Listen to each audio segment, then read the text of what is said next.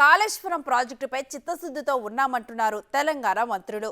మేడిగడ్డ ప్రాజెక్టును పరిశీలించిన అనంతరం ఇప్పటి వరకు బీఆర్ఎస్ సర్కార్ తీసుకున్న తప్పుడు నిర్ణయాల్ని పవర్ పాయింట్ ప్రెజెంటేషన్ ఇచ్చారు. కాళేశ్వరం ప్రాజెక్టులోని లోటుపాట్లను వెలికితీస్తామన్న మంత్రులతో మా editor in chief PV Srinivasa Rao face to face. Srinivasa Reddy garu, ప్రధానంగా ఇవాళ మీరు చాలా పవర్ పాయింట్ ప్రజెంటేషన్ చేశారు, చాలా విషయాలు చూసారు, క్షేత్రస్థాయిలో పరిశీలన కూడా చేశారు. మీరు అడిగిన చాలా ప్రశ్నలు ఇందాక పవర్ పాయింట్ ప్రజెంటేషన్ తరపున ఈఎన్సీని అడిగారు. ఇంకా దానికి సంబంధించిన రిప్లై ఇచ్చే అవకాశం ఉందా? దానికి సంబంధించిన భవిష్యత్ కార్యాచరణ ఏంటి? ఏదైతే ఇందాక తెలంగాణలోని 4 కోట్ల ప్రజలకి, ఈ తెలంగాణ ప్రజలకి ఏదైతే ఈనాడు కాళేశ్వరం ఒక అద్భుతంగా గత ప్రభుత్వం చూపించిందో దాన్ని స్పష్టంగా చెప్పడం జరిగింది. దీని మీద అధికారులు ఎలా స్పందిస్తారు, వీటి రిపేర్లు ఏంటి, ఇతరత్ర కూడా డెఫినెట్గా ఒక ఎక్స్పర్ట్ కమిటీతో టెక్నికల్ రిపోర్ట్ ఫీజిబిలిటీ తీసుకోవాలి. రైట్, మాట్లాడదాం. ఉత్తమ్ కుమార్ రెడ్డి గారు కూడా మనతో ఉన్నారు, ఇంకా ఇతర మంత్రులు కూడా ఉన్నారు. అందరితో కూడా మాట్లాడే ప్రయత్నం చేద్దాం. శ్రీధర్బాబు గారు కూడా ఉన్నారు. శ్రీధర్బాబు గారుతో శ్రీధర్బాబు గారు కూడా ఉన్నారు. పొన్నం ప్రభాకర్ శ్రీధర్బాబు గారు కూడా మాట్లాడేటువంటి అవకాశం చూద్దాం. ఎందుకంటే ఇది చాలా ప్రెస్టేషన్గా, చాలా ప్రతిష్టాత్మకంగా తీసుకున్నటువంటి పరిస్థితి ఉంది. మంత్రులందరూ కూడా చాలా ప్రతిష్టాత్మకంగా తీసుకున్నారు. ఈ భవిష్యత్ కార్యాచరణ ఎలా ఉండబోతుందో మంత్రి శ్రీధర్బాబు గారిని అడిగి తెలుసుకుందాం. శ్రీధర్బాబు గారు, ఎలా ఉండబోతుంది భవిష్యత్ కార్యాచరణ? ఎందుకంటే జ్యుడిషియరీ ఎంక్వైరీ అనేది చాలా డిలే అయ్యేటువంటి పరిస్థితి ఉంది. కానీ ఈ లోపల జరిగినటువంటి లోపాలను సరిదిద్దాలన్నా, లేదు ఇతర చర్యలు తీసుకోవాలన్నా, ఇవన్నీ చేయాలి. ప్రజలకు వాస్తవాలు తెలియాలంటే కూడా మీకున్నటువంటి భవిష్యత్ కార్యాచరణ.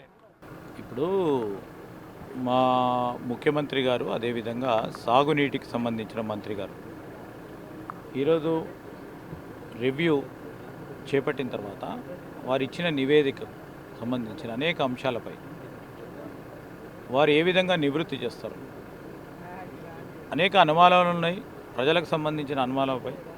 వాటన్నిటిని కూడా పూర్తి స్థాయిలో సమాచారం తీసుకున్న తర్వాత ఒక నిర్ణయానికి వస్తారు.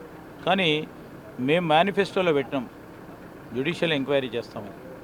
మేనిఫెస్టోలో ఏ విధంగానైతే 6 గ్యారెంటీలకు సంబంధించి కట్టుబడి ఉన్నామో, మేనిఫెస్టోలో పెట్టిన ప్రతి అంశంలో కూడా కట్టుబడి ఉన్నాము. అదే కూడా మొత్తం ప్రపంచంలోనే అతిపెద్ద కాళేశ్వరం ప్రాజెక్టు మేము కట్టామని చెప్తా ఉన్న నేపథ్యంలో ఇది ప్రధానంగా ఇక్కడున్న లోపాలు డిజైనింగ్లో, ఎగ్జిక్యూషన్లో, ఇంప్లిమెంటేషన్లో అన్నిట్లో లోపాలు ఉన్నాయి. కనుక జ్యుడిషియల్ ఎంక్వైరీ చేస్తామని ఆనాడు రాహుల్ గాంధీ గారు మా మేనిఫెస్టోలో మేము పెట్టిన అంశాలను కూడా తప్పకుండా చేపట్టే ప్రయత్నం చేస్తాం. తొందరగా కూడా ఈరోజు వారు తీసుకునే నిర్ణయాల విషయంలో సాంకేతికపరమైన లోపాలు ఎక్కడున్నాయి, వాటి విషయంలో మరి భారీ నీటిపారుదల శాఖ మంత్రులు ఉత్తమ్ కుమార్ రెడ్డి గారు తగువీరమైన నిర్ణయం తీసుకుంటారు. ప్రజలు ఆశించిన విధంగానే నిర్ణయం తీసుకుంటారు. కానీ మీరే ఇందాక గ్రూప్ ఆఫ్ మినిస్టరే పవర్ పాయింట్ ప్రజెంటేషన్ సందర్భంగా అక్కడ ఈఎన్సీ గారిని చాలా విషయాలు అడిగారు. సరే, ఆ సమయం లేదని ఉన్నారు. కానీ వాటన్నిటికీ ప్రజలు, ఎందుకంటే ఇదంతా లైవ్ టెలికాస్ట్ చూశారు కాబట్టి భవిష్యత్తులో ఆ డౌట్స్ అన్నింటినీ క్లారిఫై చేసేటువంటి పద్ధతి ఏదండి? ఇప్పుడు జవాబుదారీతనం తీసుకురావాలని అధికారులు కూడా చేసే ప్రయత్నంలో వారికి కూడా అవకాశం ఇచ్చినాం. ఉంటుందో లేదో చూసి తగు విధమైన నిర్ణయం తీసుకుంటాం. రైట్, థ్యాంక్ యూ శ్రీధర్బాబు గారు. అంటే మొత్తానికైతే ప్రభుత్వం చాలా ప్రతిష్టాత్మకంగా తీసుకున్నటువంటి కార్యాచరణ ప్రకారంగా భవిష్యత్ కార్యాచరణ మేము ఖచ్చితంగా చేస్తామనేటువంటి పద్ధతుల్లో. ఎందుకంటే ప్రధానంగా ఒక జ్యుడిషియల్ ఎంక్వైరీ అనేటువంటిది మేనిఫెస్టోలో ఉంది. ఆనాడు రాహుల్ గాంధీ ఎన్నికల ప్రచార సందర్భంగా వచ్చారు, సందర్శించారు, చూశారు. ఆ తర్వాత మొత్తం ఏదైతే అవినీతి జరిగిందో, ఏ ప్రజాధనం దుర్వినియోగందో అవన్నీ రికవరీ చేస్తామని కూడా ఆనాడు ఎన్నికల ప్రచార సందర్భంగా చెప్పడం, ఆ తర్వాత దాంట్లో మేనిఫెస్టోలో పెట్టడం.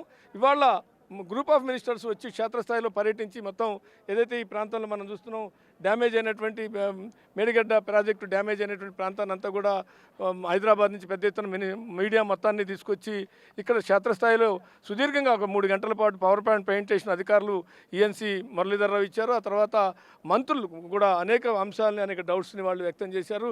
దానికి సమయం లేకపోవడం వల్ల ఆ డౌట్కి క్లారిఫై రాలేదు. కానీ భవిష్యత్తులో దీని మీద మరింత సమగ్రంగా సమీక్ష చేయటం, అదేవిధంగా ఇప్పటికే ఫైనాన్స్ మీద కానీ, అదేవిధంగా పవర్ మీద ఏ రకంగా అయితే వైట్ పేపర్ అసెంబ్లీ వేదికగా ఇచ్చారో భవిష్యత్తులో దీని మీద కూడా ఇరిగేషన్ మీద కూడా వైట్ పేపర్ సబ్మిట్ చేసి అసెంబ్లీలో చర్చకు పెట్టేటువంటి అవకాశం ఉంది.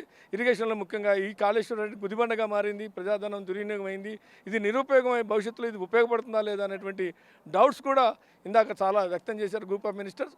ప్రభుత్వం తీసుకున్నటువంటి ప్రతిష్టాత్మకంగా తీసుకోవడంతో దీనికి కొంత ప్రాధాన్యత సంతరించుకుందని కూడా చెప్పొచ్చు. ఎందుకంటే గత ప్రభుత్వం ఇది మానసిక పుత్రిక అనేటువంటి పద్ధతుల్లో చాలా ఇది ప్రపంచంలోనే ఒక బహుళార్థక సాధక ప్రాజెక్టు, బహుశా ఇంత స్పీడ్గా పూర్తి చేసినటువంటి చరిత్ర దేశంలో ఏ ప్రాజెక్టుకి లేదు.